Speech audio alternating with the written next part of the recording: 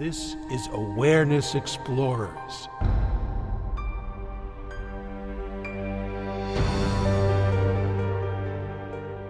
Welcome back, Awareness Explorers. Great to have you.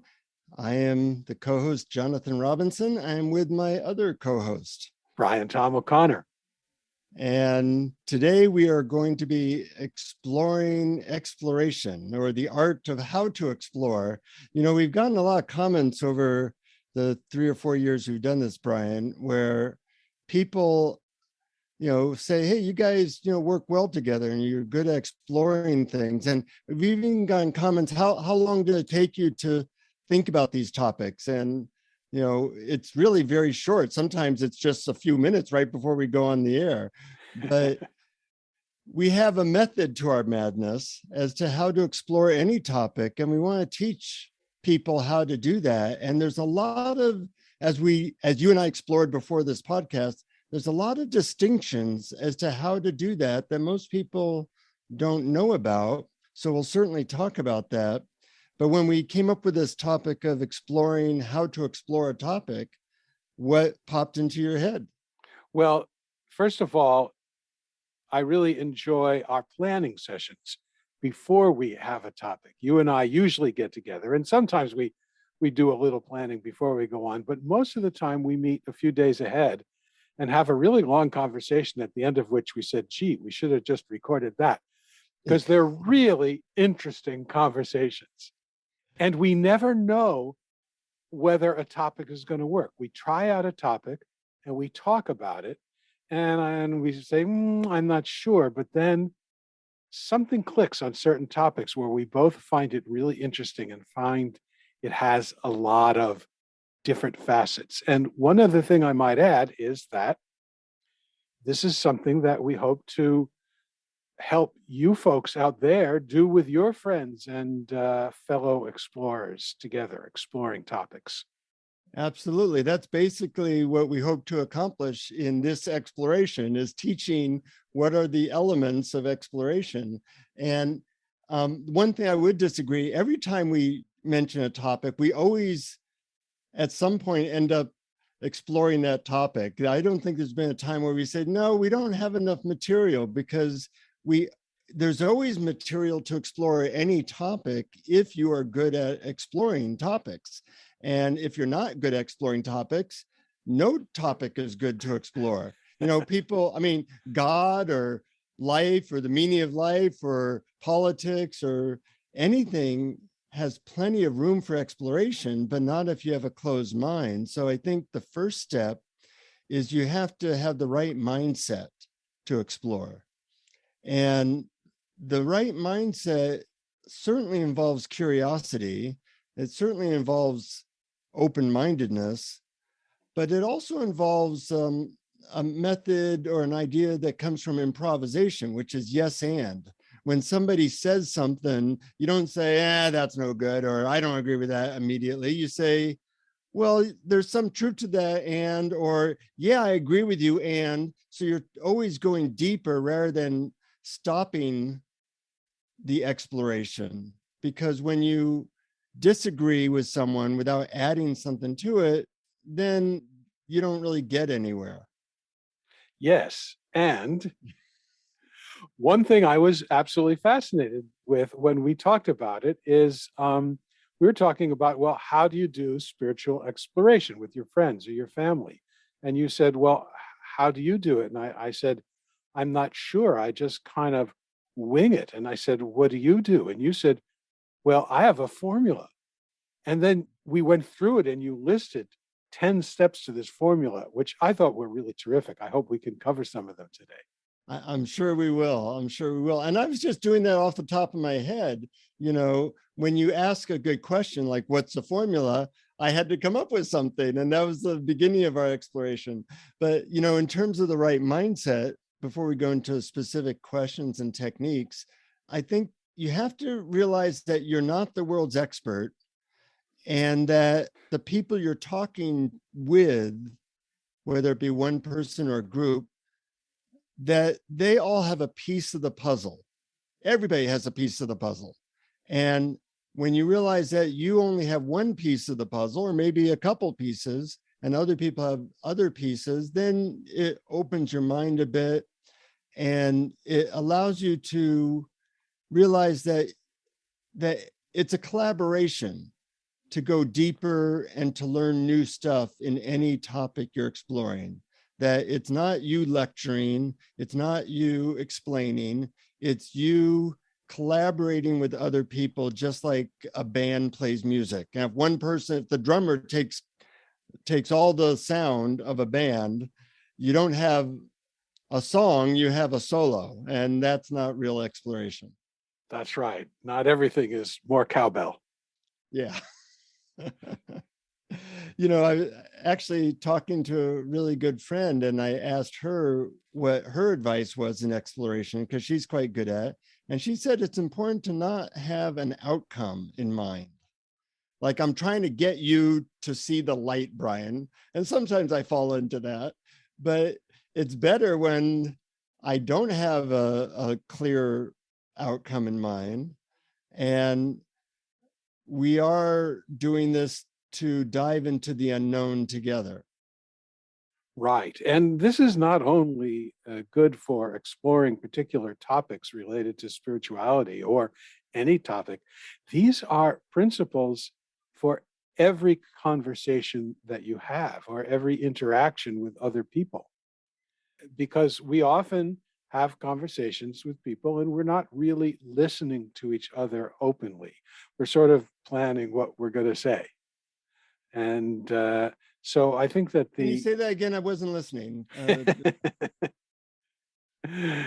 It's okay. I bet you we'll just ask you to listen to the recording again. Okay.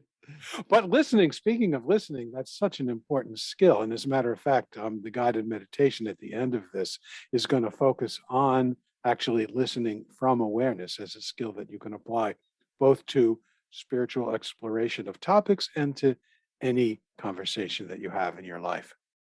I'm glad you brought up that this isn't just a skill for spiritual exploration. It's a skill for connecting with people.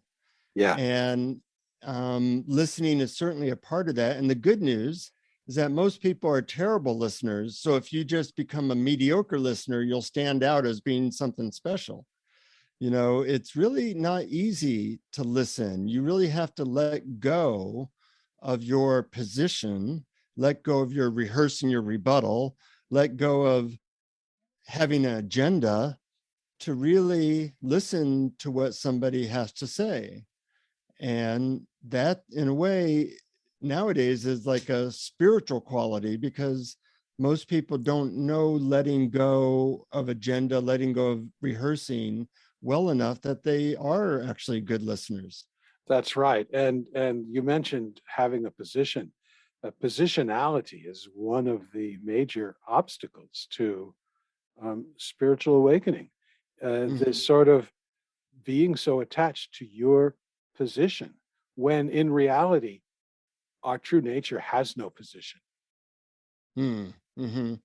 Right. That's why listening from awareness can be so helpful, because that means you don't have a position in that moment. You're open to whatever shows up. Yeah. There's a bunch of other obstacles, and it's worth mentioning those, because one obstacle can keep you from exploration for the rest of your life. So it's good to know what those obstacles are, because if you can't listen, you can't really explore with somebody. You don't need the other 10 obstacles. That one will do. So it's important to know what these are, because any one of them can really curtail actual exploration and connection. So one I notice is people lecturing. You're coming from being an expert, or people explaining rather than exploring. So if I ask you, why did you do that? You could explain, oh, I did that because blah, blah, blah. But that's different than you exploring, why did I do that? And I think those are two that I see come up a lot. Yes, and there's a certain equality to exploring together as opposed to one person explaining to another. Mm-hmm, You're on the same wavelength. You're together. You're on equal footing. no one's above or below the other. And it feels so much better. Actually, I do like lecturing, so that does feel pretty good. But I prefer what you and I tend to do when we're at our best, which is I feel like we are both bringing half the goods to the table. And instead of one half and one half equaling 1/4, as it sometimes does in conversation, 1/2 plus 1/2 feels like we create one whole. We have one really, really great brain between us when we explore well. Right, right. And speaking of the obstacles, I noted down some of the others. You mentioned explaining and lecturing. There's also interrupting and changing subjects. Well, let me interrupt you about that for a Okay. moment there, Brian. Interruption, the average person does it 12 times a day, as I just did. And in a way, an interruption says what you have to say is kind of unimportant and it's wasting a few precious seconds of my time. So let me stop you right now so I can tell you what's really important. That's what you're really saying when you interrupt. And people don't normally do kindly with that message, but it's so common that we don't realize what a low manifestation it is. So interruption certainly does keep people from this common exploration space that we're really after. Right. And is that related to changing subjects? Well, changing subjects is a form of interruption in a certain way. You wanted to talk about baseball, and I say, well, what do you think about the weather? What do you think about what just happened in Ukraine or whatever? I'm interrupting not your sentence, but I'm interrupting your subject. Right. And so we really have to have the same subject, which is the next obstacle in your list, lack of joint intention. Yeah. If you want to explore A and I want to explore B, we're not going to get anywhere because we're going in different directions. So I sometimes tell people what's the subject here?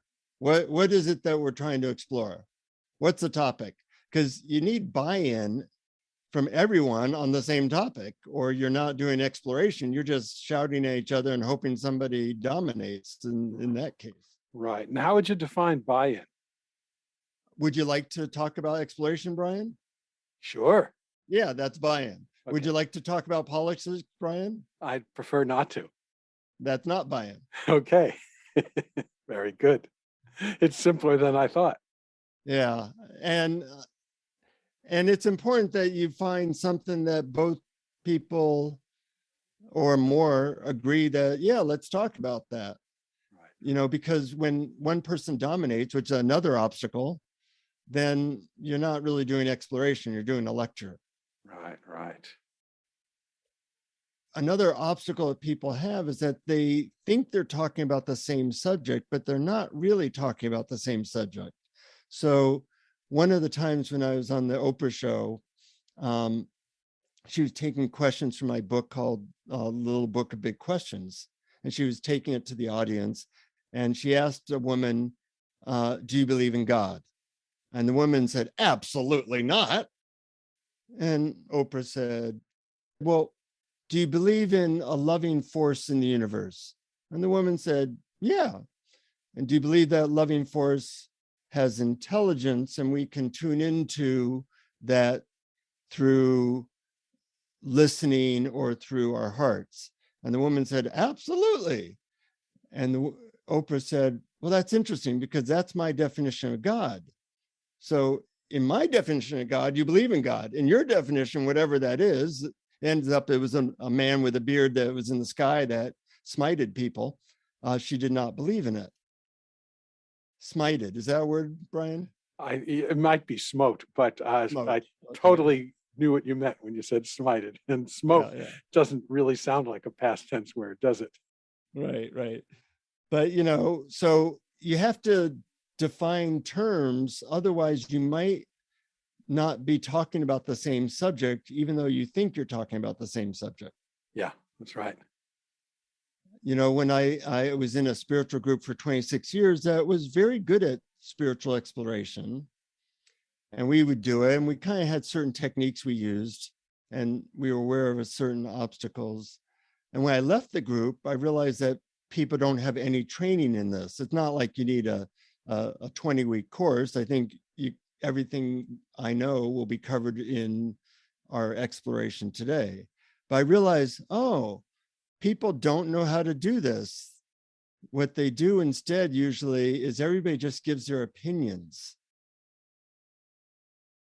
And, which is interesting if 2 people are doing it. When 5 people are doing it, it just is like chaos.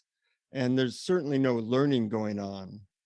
So that's another thing, is that you have to let go of just focusing on opinions and do more of asking questions. Right. I mean, with that, would you say that comes under the obstacle lack of open-mindedness, or is that separate?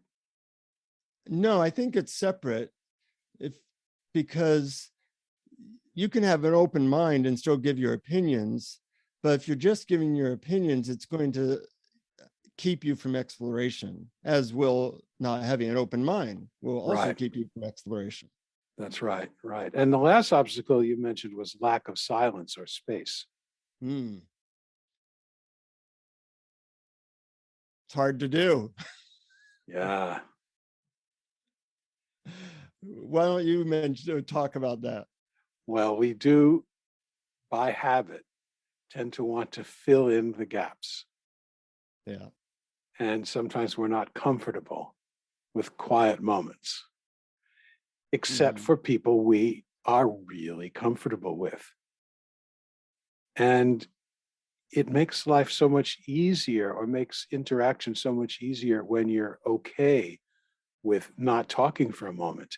And of course, silence is one of the doorways to awareness and self-realization. Yeah. And I think silence cannot just be a doorway to awareness, but it can be a doorway to more depth and better questions and more insight. When there's no silence, we tend to be more in our head. But when there's a moment of silence, it's like, well, where am I now? Or what am I thinking now? And there's a deeper quality that often occurs after moments of silence. Yes, and we have often talked about Rupert Spira on this program. And one thing I noticed about him in his retreats during the question and answer periods, people will ask him a question and he doesn't just answer right away. He sits, he's silent, and he just lets the answer bubble up from within. And he was once asked about that. He said he's not actually sitting there planning what to say. He's sitting there waiting for the answer to appear. That's beautiful. I like that. Yeah. Wow. So getting more into the nuts and bolts of how one does it, we mentioned, silence, defining terms. So if we're talking about, like last time we were talking about reverence, awe, and devotion. And I had a slightly different hit on devotion than you did. Like, I think of devotion to gurus, and you were saying things like, well, you could be devoted to a concept like truth. And then I realized, oh, and I'm very much devoted to my dogs. So it kind of expanded my view of what devotion is or can be. And that in of itself led to a greater exploration. Right. And it wouldn't have happened if we hadn't asked each other what we meant by devotion. Yes, exactly. There's a bunch of questions that you and I have come up with that help with exploration. For example, what's your definition of devotion? What's your definition of blank?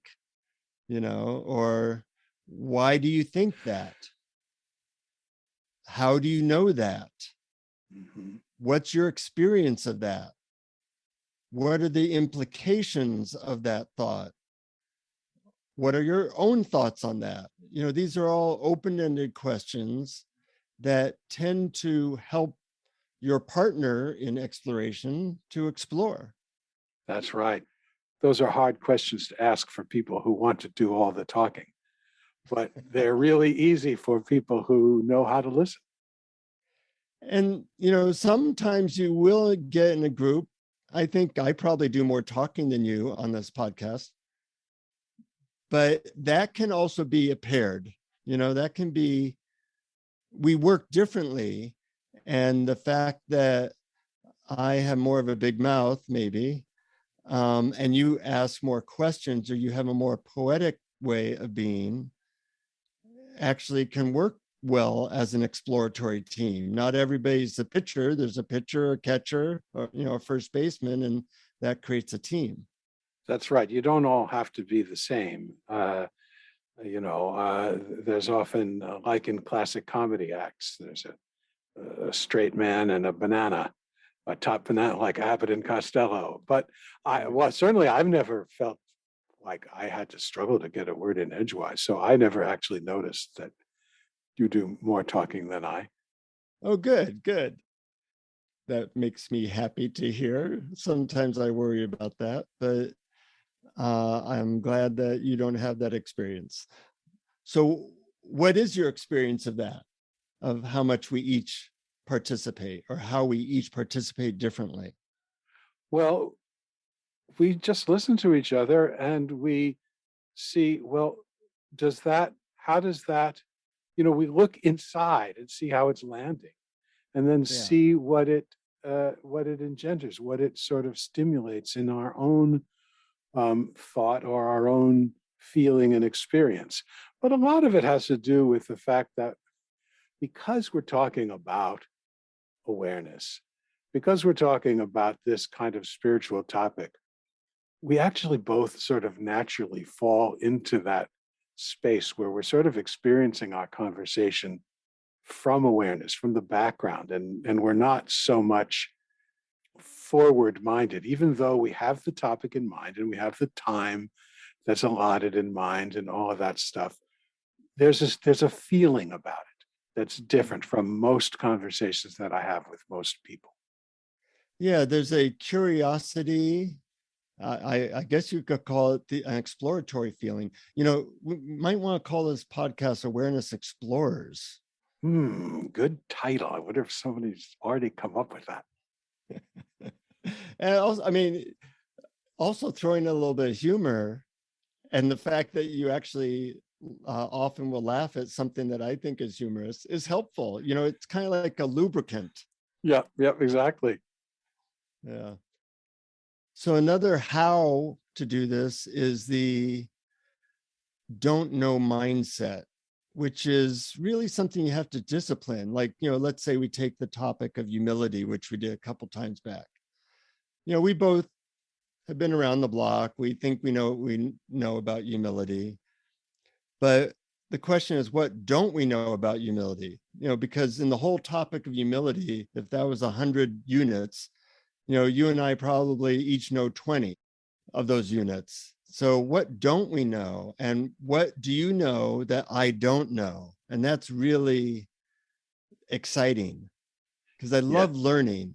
And a lot of times in our explorations, I feel like I just expanded how I view humility, or how I view devotion, or how I view exploration. Yes, I've had that experience too. And there's another way of looking at that don't know mind. One way that we just spoke about is that we learn. We realize we don't know everything and that there's new stuff to learn. And the other way of looking at it is don't know mind as a sort of a ground of being, a place to start from, a sort of all-encompassing. It's like when we talked about having no position. Mm-hmm. When you are with don't know mind, you are a newcomer. It's like imagining that you're a baby and you're seeing everything for the first time. There's a certain, it's a pointer towards the clear, mirror-like, empty, silent field of awareness. You're very poetic sometimes, and I appreciate that you bring that. And it does stimulate, something in me, like, oh, that helps me to feel more deeply into a subject. So I really appreciate that. And another aspect of this we mentioned before was the yes and, like we take what you say and try to take it deeper. In the group I was in, the tool was and that means.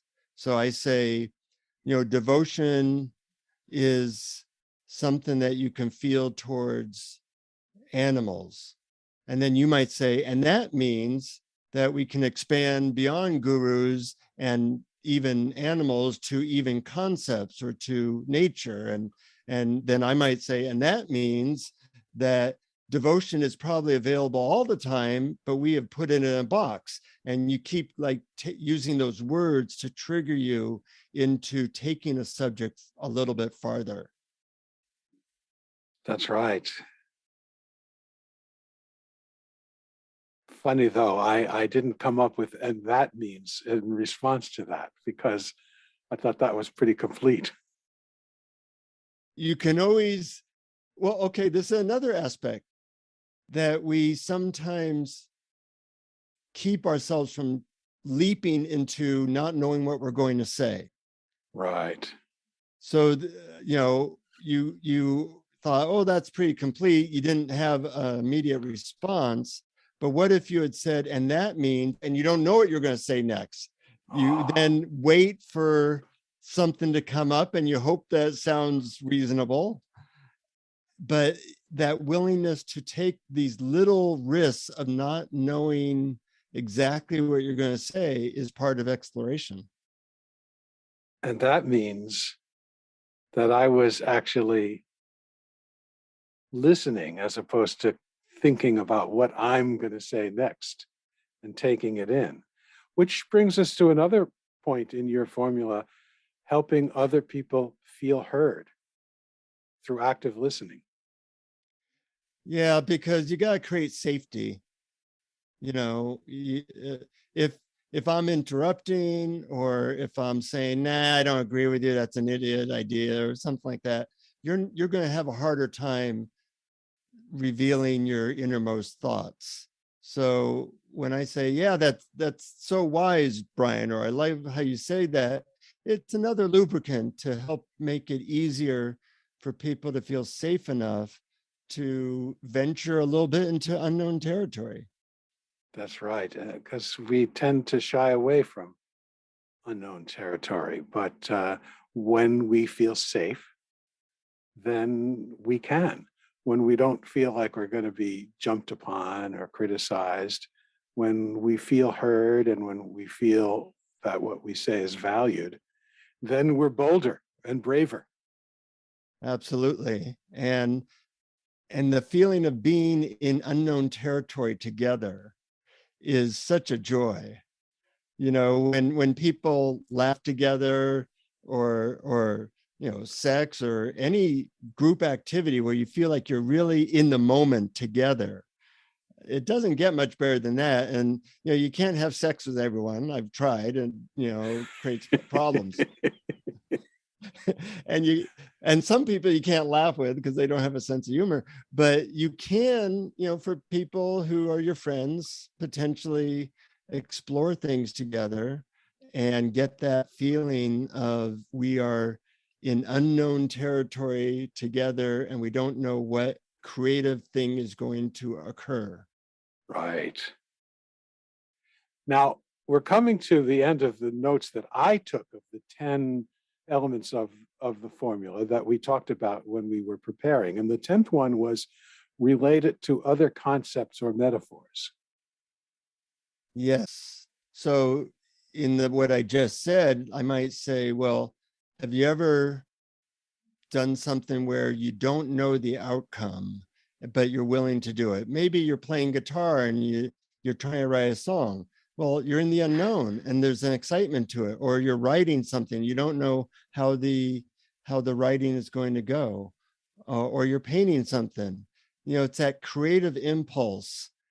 And that's kind of what we're looking for in exploration when something new is created, and to relate metaphors that come up in you when talking about a subject can be very stimulating, not just for you, but for your partners in crime and trying to get some new light on a topic. Yes, and metaphors are so important, especially when we talk about the kinds of topics that we talk about. When we talk about pure awareness or universal consciousness, these are things, this is something that actual words can't really can't really completely define or describe. And so we need metaphors.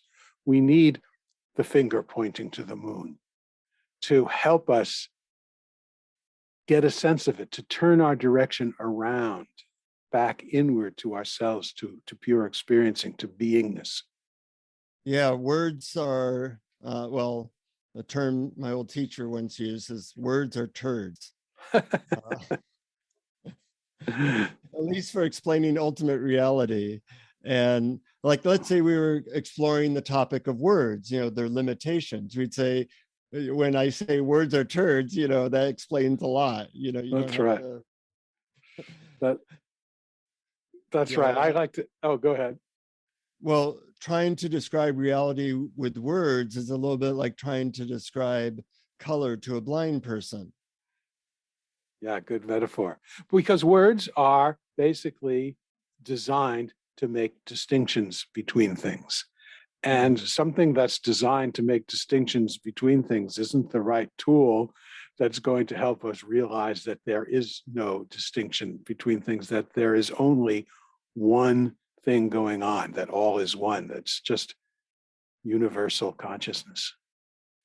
Yes, and words, if you take them with a grain of salt, can, as you said before, be like a finger pointing to the moon. As long as you don't get caught up on the finger, you can use words, as we do in this podcast, to continuously point us in the right direction or looking in the right direction. And the idea is to let them wash over you in a way that is a loosening of your intellect rather than a constricting of your intellect. Right. And actually, I thought of another one, an 11th step in the formula, because, No, I'm sorry, Brian, there's only 10. There can only be 10. 10's a round number. I think 10 is it for our audience, is all they can handle. That would be an example of not exploring, of not having open minds and all those things. And sometimes people do that. That's right. But Oz go to 11. Let's hear it. Okay. That's a Spinal Tap reference for anyone who missed it. Oh, right. When we realize that everyone forms their opinions for emotional reasons, we think we don't, we think we've reasoned them out, but we all believe what we believe for our own personal emotional reasons. And when we know that about each other, we somehow allow more differences of opinion because we realize where they're coming from. Of course, it works best if everybody realizes that. When one person doesn't know that, sometimes it can make it tough. But everyone, the other thing to realize is everyone pretty much does what's in their own nature to do, and everyone is doing their best. Mm-hmm. I was once at a workshop, your story reminded me of this, in which there was a ball that was half red. It was red on one side, or half of it, and blue on the other side. And then there's a person who's looking at the blue side and a person looking at the red side. And they're each arguing about what the color of the ball is. One saying, the ball's blue, can't you see? I mean, it's obvious. And the other person saying, it's red. I mean, well, you must be an idiot to not see that. And I think that that's often the case, is that we all have different experiences. And we're trying to convince the other person that our experience wins. And we do that in religion and spirituality all the time. Jesus is the only answer. Buddha is the only answer. And that curtails learning. Now, it might be that from your side, it does look like all Jesus. And from my side, it does look like all Buddha. But if you realize that we have very different valid experiences and we can blend them and open to them, it makes us see the entire ball more clearly. Yeah, seeing the entire ball, that's really what we want. The whole ball of wax. The whole ball of wax, because it's all one ball, one earth, one universe, one something. Right. One nothing. One nothing. No, I'm sorry, Brian. It's one everything. Everything? Nothing. Maybe both. Maybe both. Maybe neither. Any final thoughts on how to help people explore or how they might begin this practice on their own? No, that 11 was my final thought. Okay, yeah, right. It's hard to get to number 12. But just to make an even dozen, I'd say practice, like any skill. It's not magic, it's practice. Practice with a friend. Have a friend listen to this podcast so that they know some of the skills as well. And if they listen to this, they'll know what to avoid. They'll have some tips on how to do it. And you can do it with any topic, spiritual or political or anything. You could do it with, what is happiness? How do people become happy? You can do it with money. You can do it with anything. But I think if you really want to do it with friends and family, having them listen to the podcast is useful. And while they're at it, they can support us on Patreon with going to patreon.com/awareness explorers and getting a bunch of stuff for as little as $1 a month. We often give extra stuff to our Patreon supporters. So if this is something that turns you on and you want to tap into more learning, then have people listen to this and give it some practice, and you'll see that you probably get a lot better much more quickly than you might have imagined. That's right. And I hear you have a guided meditation for us. I do. Okay, here we go. This is a meditation about listening from awareness as awareness. But I'm going to start with your body sensations to help you get a sense of noticing your experience from awareness. Then we'll get into listening. And because when you're having a conversation with someone, you're usually looking at them, we'll touch on looking from awareness as well. So take a nice, easy, deep breath and relax.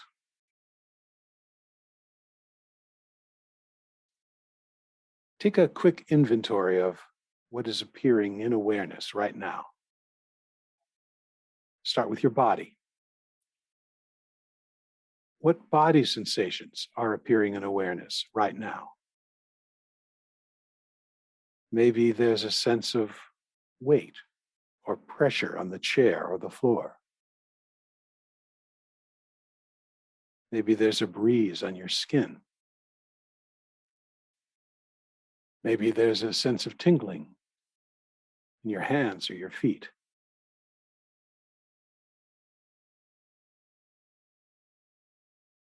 Ask yourself, what is the clear field of awareness in which these sensations appear?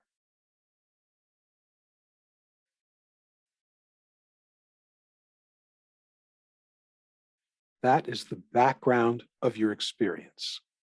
All experience is appearing in that background. See if you can step back internally and be the background awareness in which your sensations appear. You're not looking for something to see, you're looking for something to be, something that you already are. Now notice the sound of my voice. Notice both the words I'm saying and the spaces or pauses between the words and the phrases and the sentences. Ask yourself, what is the silent field of awareness in which these words appear?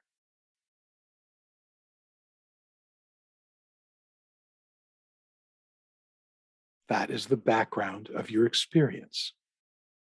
It's the same background in which your body sensations appear.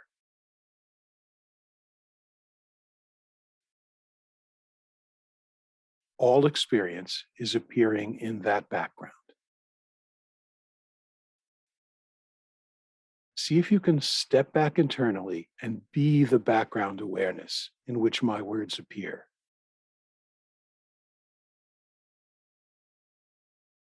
You're not looking for something to see, you're looking for something to be, something that you already are.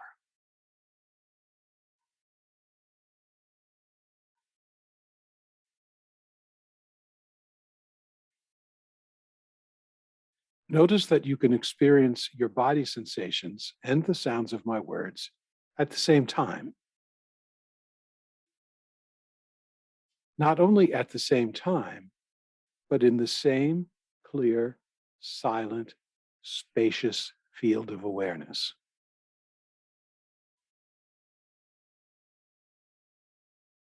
This is the background of your experience. All experience is appearing in that background. And it's you.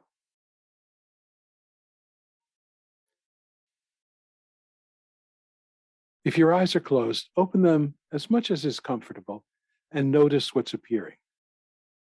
Maybe it's your computer screen or your phone or just the room that you're in or the outdoor space that you're in. Ask yourself, what is the clear field of awareness in which these sights appear?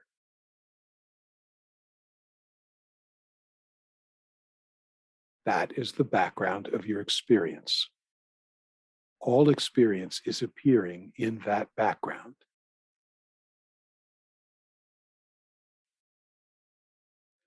Notice that you can see what's appearing and feel your body sensations and hear the sound of my voice all at the same time.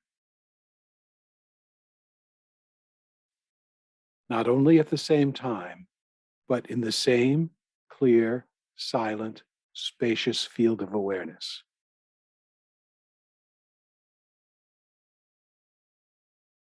See if you can step back internally again and be the background awareness in which these sights appear. Remember, you're not looking for something to see, you're looking for something to be, something that you already are.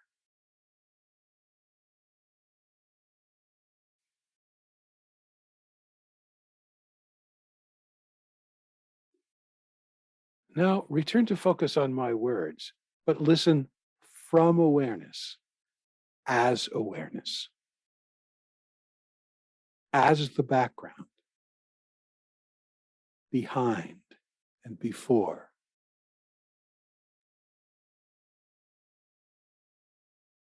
Some Buddhists call this the backward step. I like to call it the half step back.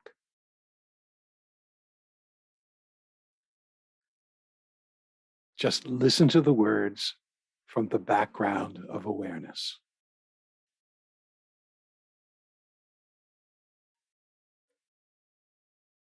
Now you're going to imagine bringing this into the world of interactions with others. Close your eyes again if you wish, and if it's safe to do so. Imagine that you're sitting opposite a friend and listening to them talk. You're looking at them and noticing that they are appearing in awareness, the background of all experience. Look at them from the background, as the background.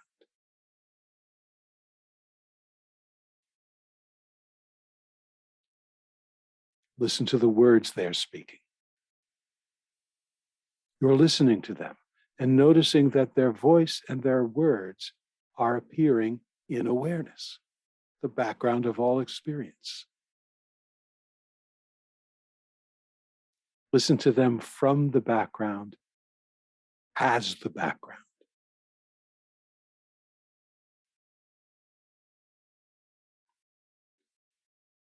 Try this the next time you have a conversation.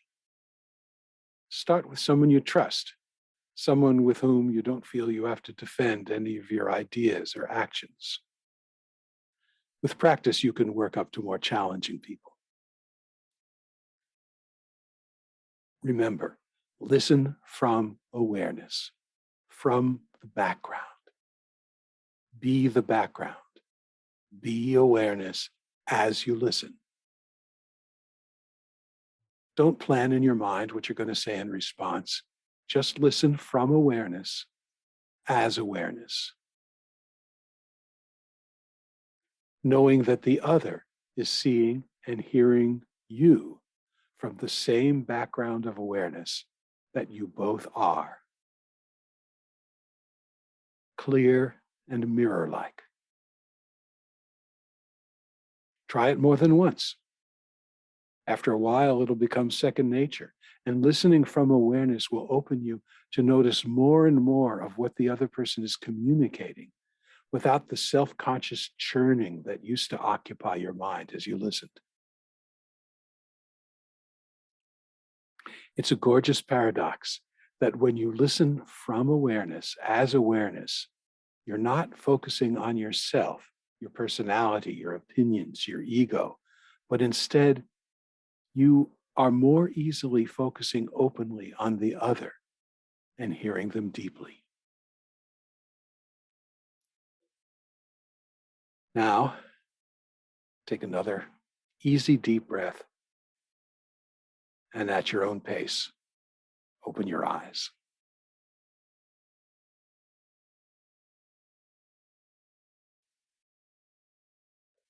I look forward to hearing how people do with this meditation of listening from awareness and also exploring with friends. And once again, when you listen to our podcast, hopefully you take those ideas and methods we talk about and try to integrate them into your life. And we'd love to hear how that's going. So feel free to contact us through our website, awarenessexplorers.com, and tell us how it's going. We love that type of feedback. And we hope that our words not just stimulate you intellectually, but also in a way that brings you more peace. I hear you. Yeah. Well, that was a good exploration, Brian. Yes, and thank you Look forward to for doing a bunch more. Yes, me too, and thank you for your formula of how to explore with people. I thought that was really so useful and interesting to do the things that I sort of kind of did somewhat intuitively, but never really thought about. And I think it's great to really look at them and take them apart. And it's fun too. So folks, try this with your friends and family. It's fun. Until next time, keep exploring. Keep exploring. Thank you for listening to Awareness Explorers. To learn more, you can check out our website at awarenessexplorers.com. Please subscribe to our podcast on your favorite podcast app. We'd love it if you would post a review. And please share our link on Facebook and with family and friends, because knowing yourself as awareness is the greatest gift you can give yourself or someone you love.